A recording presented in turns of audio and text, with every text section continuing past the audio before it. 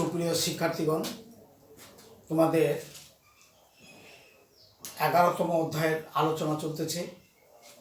11তম অধ্যায়ের পর আরেকটি অধ্যায় আছে, সেটা হচ্ছে 12তম অধ্যায়। এই 11তম অধ্যায় বা এই চ্যাপ্টারে নাম হইল খনিজ সম্পদ এবং জীবাশ্রয়।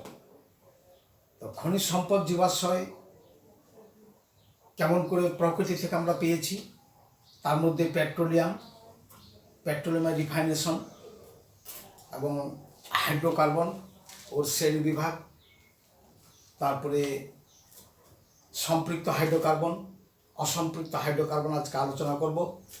অসম্পৃক্ত হাইড্রোকার্বনের এবং অ্যালকোহল, অ্যালডিহাইড ও ফ্যাটি অ্যাসিড এদের আলোচনা হয়ে গেছে। এর মাঝখানে শুধু অ্যালকিন, এই আলোচনাটা একটু যান্ত্রিক ত্রুটির কারণে এটা ভিডিও করা হয়নি। তো যাই হোক, আজকে আলোচনা করব অ্যালকিন। আমরা প্রথমে অ্যালকিনকে চিনব, কারণ তোমাদের এই পর্যায়ে যে আলোচনাটা খুব প্রাথমিক পর্যায়ে আলোচনা, এবং এই প্রাথমিক পর্যায়টা যদি তোমরা ভালো করে না বুঝো, পরবর্তী বড় ক্লাসগুলোতে বুঝতে কখনো পারবে না বা হিমশিম খাবে। যাই হোক, এই অ্যালকিন শব্দটার মধ্যে দেখো KEN আছে, এবং এটা সাধারণ সংকেত CnH2n। এটা কথার মানে হলো এই, কার্বন যখন N সংখ্যক হবে, হাইড্রোজেন তার ওই N এর দ্বিগুণ হবে। অর্থাৎ কার্বন যদি 2 হয়, হাইড্রোজেন 4 হবে। আর কার্বন যদি 3 হয়, হাইড্রোজেন 6 হবে। কার্বন যদি 4 হয়, হাইড্রোজেন 8 হবে, ইত্যাদি। এইভাবে আমরা সংকেতগুলো লিখতে পারি। এই নামকরণগুলো পরে আসতেছি আমরা। আর এদের মধ্যে এই কার্বন কার্বন দ্বিবন্ধন অবশ্যই থাকবে, সেটা 1 জোড়া থাকতে পারে, 2 জোড়া থাকতে পারে। তা কার্বন কার্বন দ্বিবন্ধনটা কেমন করে হইল, আমরা আগেই শিখেছি। কার্বনের বহিস্থ কক্ষপথে 4টা ইলেকট্রন, এই যে 4টা ইলেকট্রন, আমরা 2টা কার্বন 2 ধরনের ইলেকট্রন দেখাইলাম, এই ক্রস চিহ্ন দিয়ে ও ডট চিহ্ন দিয়ে। তাহলে এরও 4টা ইলেকট্রন, ওরও 4টা ইলেকট্রন। এরা করে কি, এখন কার্বন নিজেদের মধ্যে এই জোড়া ইলেকট্রন দিয়ে 2টা বন্ধন করে। তার মধ্যে একটা বন্ধনের নাম হচ্ছে পাই বন্ধন, একটা নাম হচ্ছে সিগমা বন্ধন। আর বাকি দুটো দ্বারা হাইড্রোজেন বা অন্য কোনো মৌল যুক্ত হতে পারে। অর্থাৎ এই কার্বন কার্বন দ্বিবন্ধন অ্যালকিন যৌগে অবশ্যই থাকবে। সেটা 1 জোড়া থাকতে পারে, 2 জোড়া থাকতে পারে, সেটা বড় কোশ্চেন, সেটা এখানে প্রশ্ন না।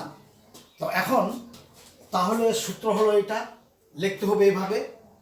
আর এর মধ্যে কার্বন কার্বন দ্বিবন্ধন থাকতেই হবে। এখন এদের নামকরণগুলো কিভাবে করব, দেখো। অ্যালকেন এই শব্দটা, এটা তখন সূত্র ছিল CnH2n+2, এটাকে নাম ছিল তখন অ্যালকেন। এখানে দেখতেছো তোমরা, এই ইটা যদি আমরা বাদ দিই আর এর সঙ্গে যদি EnE যোগ করি, তাহলে এটা হয়ে যাচ্ছে ওই শব্দটা অ্যালকিন। তাহলে ইথেন হয়ে যাবে ইথিন, তাহলে এটা হলো ইথিন।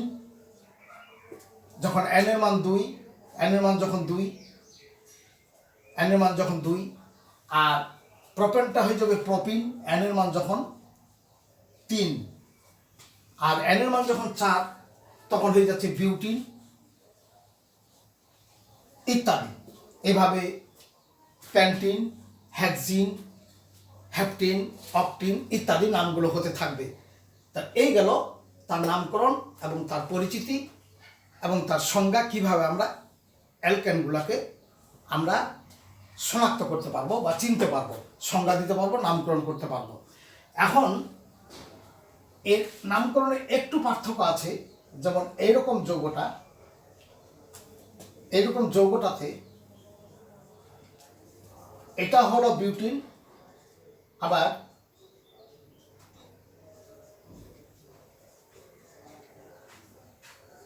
এটা হলো দুটাই বিউটিন। অর্থাৎ কার্বনের 4টি হাত, 2টা 3টা 4টা, 2টা 3টা 4টা, এখানে 1টা 3টা 4টা, অর্থাৎ এটাও বিউটিন, এটাও বিউটিন। এখানে নাম্বারিং যদি করি কার্বনগুলোকে, আমরা কার্বনগুলো শুধু, তাহলে এভাবে যদি আমরা নাম্বারিং করি, তাহলে দেখা যাচ্ছে একটাতে 2 এবং 3-এর মধ্যে দ্বিবন্ধন আছে, 2 নম্বর এবং 3 নম্বর কার্বনের কাছে দ্বিবন্ধন, আর এটাতে দেখা যাচ্ছে 1 নম্বর এবং 2 নম্বর কার্বনের কাছে দ্বিবন্ধন আছে। তাহলে এই দুটো যৌগ কিন্তু আলাদা, অর্থাৎ তাদের গঠন এক হইলেও কিন্তু দ্বিবন্ধনের অবস্থানের কারণে তাদের কিন্তু নামকরণ আলাদা এবং তাদের যৌগটার ধর্ম আলাদা হয়ে গেল। তখন এটা নাম হলো বিউটিন, এটা বিউটিন 1 আর এটা হলো বিউটিন 2। কারণ 2 এবং 3-এর মাঝে দ্বিবন্ধন, তাহলে ক্ষুদ্রতম সংখ্যাটাকে বলতে হবে 2। এখানে 1 এবং 2-এর মধ্যে দ্বিবন্ধন, বলতে হবে বিউটিন 1। এইভাবে আমরা, তোমরা পরবর্তী বড় ক্লাসে উঠলে এই নামকরণগুলো শিখতে পারবে, এগুলো তোমাদের এখানে আলোচনার বিষয় নয়। যাই হোক, আমরা অ্যালকিনের গঠন, অ্যালকিনের নামকরণ শুনলাম, বুঝলাম আমরা। এখন আমরা একে কিভাবে তৈরি করা যায়, প্রস্তুতির ব্যাপারটা হইল অবশ্যই এমনভাবে প্রস্তুতি করব যেমন সেখানে কার্বন কার্বন দ্বিবন্ধন থাকে। এইরকম যদি একটা যৌগ নিই আমরা, এইরকম একটা যদি যৌগ নিই, অর্থাৎ এখানে আমরা 100 নিতে পারি, তাহলে এই যৌগটার নাম হইল অ্যালকাইল হ্যালাইড। এটাকে এভাবেও লিখতে পারতাম, এটাও অ্যালকাইল হ্যালাইড, এটাও অ্যালকাইল হ্যালাইড। কারণ হইল এখানে কার্বন কার্বনের মধ্যে একটা দ্বিবন্ধন তৈরি করতে হবে, এই জন্য দুটো কার্বনকে খুলে দেখানো হইল। এর সঙ্গে যদি আমরা এই ক্ষার সোডিয়াম হাইড্রোক্সাইড, এটা অবশ্যই অ্যালকোহলিক, অর্থাৎ সোডিয়াম হাইড্রোক্সাইডে অ্যালকোহলে দ্রবণ করার পর সেই অ্যালকোহলিক সোডিয়াম হাইড্রোক্সাইড যদি বিক্রিয়া করাই আমরা, তাহলে দেখা যাবে যে এই সোডিয়াম এটাকে নিয়ে নেবে, হ্যালোজেনটাকে, আর এই ওয়েস্টটা এখনো পানি বের হওয়ার জন্য এখান থেকে একটা হাইড্রোজেন নেবে।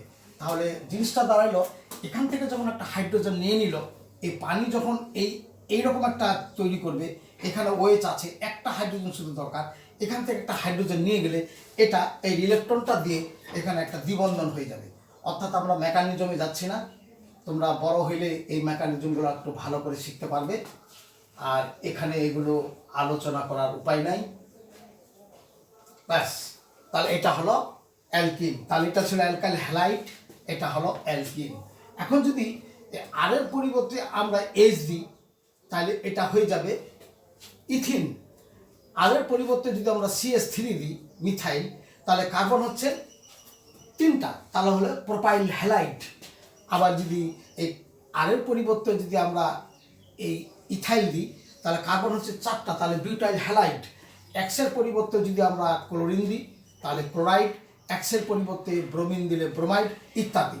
অর্থাৎ এইভাবে আমরা বিক্রিয়াগুলো তোমরা যদি প্র্যাকটিস করো, এই সিম্পল বিক্রিয়াটা এইভাবে যদি প্র্যাকটিস করো, তাহলে তোমাদের এটা ওই ব্রেনের মধ্যে, মেমোরিতে তোমাদের স্থান পেয়ে যাবে। অর্থাৎ একটা তোমাদের সিম্পল শুধু ওখানে ইথাইল ক্লোরাইড দিয়ে আছে, আমি সাধারণভাবে দিলাম।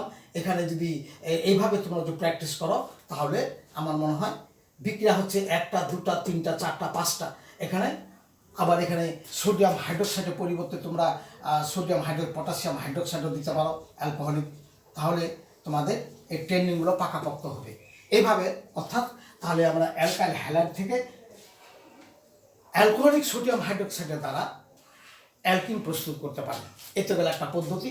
আরেকটা পদ্ধতি হলো, দেখো, আমরা যদি অ্যালকোহল দিই, অ্যালকোহলের বেলায় আমরা শিখেছি এই OH দিব, এটা হলো অ্যালকোহলের সাধারণ সংকেত। তাহলে এইরকম যদি একটা অ্যালকোহল নিই আমরা, এইরকম একটা অ্যালকোহল, এই অ্যালকোহলটাতে যদি আমরা ঘন সালফিউরিক অ্যাসিড, এই সালফিউরিক অ্যাসিড এভাবে লিখলাম, তাপ দিব, এটা অবশ্যই ঘন। এই ঘন সালফিউরিক অ্যাসিডের একটা ধর্ম আছে, যে ধর্মটা পাতলা সালফিউরিক অ্যাসিডে নেই, সেটা হলো এই পানি শোষণকারী পদার্থ। অর্থাৎ এটাকে বলা হয় ডিহাইড্রেটিং এজেন্ট, অর্থাৎ কত পানি থাকলে শোষণ করে নেবে। তাহলে এখানে বুঝে যাচ্ছে OH আছে, আর এখান থেকে যদি একটা হাইড্রোজেন নিতে পারে, তাহলে এখনো পানি সে শোষণ করতে পারবে। শোষণ করলে হবে কি, তখন এখানকার ইলেকট্রন আর এখানকার ইলেকট্রন মিলে এখানে একটা দ্বিবন্ধন হয়ে যাচ্ছে, CH2, আর এদিকে এই সালফিউরিক অ্যাসিড এই পানিকে শোষণ করে রাখে, অর্থাৎ এটা হলো অ্যালকিন, এটা হলো অ্যালকিন, অর্থাৎ অ্যালকিন, অ্যালকিন। এটা হলো অ্যালকোহল। এই অ্যালকোহলটার নাম কিন্তু বলা যাবে না, কারণ এখানে আর দিয়ে আছে অ্যালকোহল। এখন আরের পরিবর্তে তোমরা প্র্যাকটিস করবে এইচ দিবে একবার, তাহলে হবে ইথাইল অ্যালকোহল। আরের পরিবর্তে তোমরা যদি CH3 দাও তাহলে সেটা কার্বন 3টা, তাহলে প্রোপাইল অ্যালকোহল। আরের পরিবর্তে যদি তোমরা এটা দাও CH2 CH3, তাহলে হয়ে যাবে তোমার 4টা কার্বন, অর্থাৎ বিটাইল বা বিটাডন। এভাবে তোমরা প্র্যাকটিস করতে পারো। তাহলে অ্যালকোহলকে ঘন সালফিউরিক অ্যাসিড দ্বারা নিরোধিত করলে, তাপ প্রয়োগ করলে, এই ঘন সালফিউরিক অ্যাসিড অ্যালকোহলের পানিকে শোষণ করে নিয়ে ওটাকে অ্যালকিনে রূপান্তর করে দেয়। যেমন এখানে যদি ইথেন দিই, ইথাইল অ্যালকোহল হয়ে যাবে ইথিন, প্রোপাইল অ্যালকোহল হয়ে যাবে প্রোপিন, বিউটাইল অ্যালকোহল হয়ে যাবে বিউটিন। এইভাবে আমরা অ্যালকোহল থেকে অ্যালকিন প্রস্তুত করতে পারি। এবার চলে যাই আমরা এর কিছু রাসায়নিক ধর্ম। রাসায়নিক ধর্মের আগে ভৌত ধর্মের কথা বলা হচ্ছে। এটা অ্যালকেনের চেয়ে একটু বেশি সক্রিয়, কারণ এখানে একটা পাই বন্ধন থাকাতে এটা জুট বিক্রিয়া, অর্থাৎ সংযোজন বিক্রিয়া, জারণ বিক্রিয়া এবং প্রতিস্থাপন বিক্রিয়া, এই বিক্রিয়াগুলোতে এরা অংশগ্রহণ করে। আমরা দেখি ইথিন আমরা নিলাম, এই ইথিনের সঙ্গে যদি আমরা হাইড্রোজেন যোগ করি, hydrogen in presence of nickel, এবং তাপমাত্রা হবে 200 ডিগ্রি সেলসিয়াস। আবার এই ইথিনের সঙ্গে যদি আমরা ব্রোমিন যোগ করি, ইন কার্বন টেট্রাক্লোরাইড, ব্রোমিন দ্রবণ, তাহলে কি হবে অবস্থাটা? ব্রোমিনের দ্রবণটা বিবর্ণ হয়ে যাবে। এটার সঙ্গে যদি আমরা বাষ্প চালনা করি, এটা বাষ্প চালনা করে যদি আমরা ফসফরিক অ্যাসিড দিয়ে উচ্চ তাপ এবং চাপ দিই, তাহলে এটার কি পরিবর্তন ঘটবে? আবার এটার সঙ্গে যদি আমরা এই পটাশিয়াম পারম্যাঙ্গানেট, এটার দ্রবণ, তাহলে এটা জারক পদার্থ, এখানকার জায়মান অক্সিজেন আর এই দ্রবণের পানি, এটা মিলে এখানে বিক্রিয়া ঘটবে, অর্থাৎ এর বর্ণ বিবর্ণ করবে, এরও বাদামি বর্ণ বিবর্ণ করবে। এই দুটো পরীক্ষার সাহায্যে এটার যে দ্বিবন্ধন আছে তা পরীক্ষা করা যায়, অর্থাৎ অসম্পৃক্ততা নির্ণয়ের পরীক্ষা। তারপরে এটার সঙ্গে যদি আমরা হ্যালোজেন দিই সূর্যালোকে, সেখানেও আমরা জুট বিক্রিয়া পাবো। তাহলে এক এক করে বিক্রিয়াগুলো করি। এই যে পাই বন্ধনটা যেটা বললাম, এই পাই বন্ধনটা ভেঙে যাবে, ভেঙে দুপাশে দুটো হাইড্রোজেন লেগে যাবে, তাহলে CH3 অর্থাৎ এই বিক্রিয়ার মাধ্যমে আমরা CnH2গুলোকে আমরা এটাতে রূপান্তর করতে পারবো, অর্থাৎ অ্যালকিনগুলোকে আমরা অ্যালকেনে রূপান্তর করতে পারবো। এটা একটা গুরুত্বপূর্ণ একটা বিক্রিয়া, যে কিভাবে আমরা কিনগুলোকে ক্যানে রূপান্তর করবো, অর্থাৎ এগুলো ছিল কিন, এখানে করে দেবো আমরা ক্যান, অর্থাৎ ক্যান ANE তে রূপান্তর করবো। অ্যালকিনগুলোকে অ্যালকেনে কিভাবে রূপান্তর করবো সেটা হাইড্রোজেন সংযোগের মাধ্যমে। এটা দেবো ঠিক এমন, এটাও তাই। এই ব্রোমিন দুই পাশে দুটো লেগে গেল, তাহলে 1,2-ডাইব্রোমো ইথেন, এবং এই ব্রোমিনের বাদামি বর্ণ বিবর্ণ হয়ে যাবে। এই পরীক্ষার সাহায্যে এটা যে অসম্পৃক্ততা তা পরীক্ষা করা যায়। আর এটা ঠিক তাই, এটাও খুলে গেল, খুলে এখানে CH2OH, কারণ এখানে একটা OH আছে, এই যে OH, আর এটা OH, দুটো OH, অর্থাৎ গ্লাইকল। এখানেও এই পরীক্ষাটাকে বলা হয় বেয়ার পরীক্ষা, এটা বেয়ার পরীক্ষা হিসাবে খ্যাত। এই পরীক্ষার সাহায্যেও অসম্পৃক্ততা নির্ণয় করা যায়। আর এখানে পানি বিক্রিয়া করলে এটা হয়ে যাচ্ছে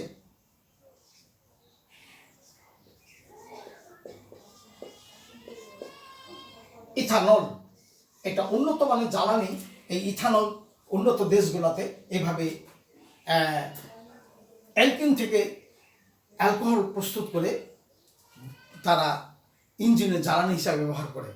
যাই হোক, আরেকটা পরীক্ষা আছে, সেটা হলো যে অনেকগুলো অ্যালকিন বা ইথিন অণু একসঙ্গে যুক্ত হয়ে এইরকম একটা এইরকম অনেক সংখ্যক একসঙ্গে যুক্ত হয়, এটা হলো পলিথিন পলিমারকরণ বিক্রিয়া। অর্থাৎ অর্থাৎ এই n সংখ্যক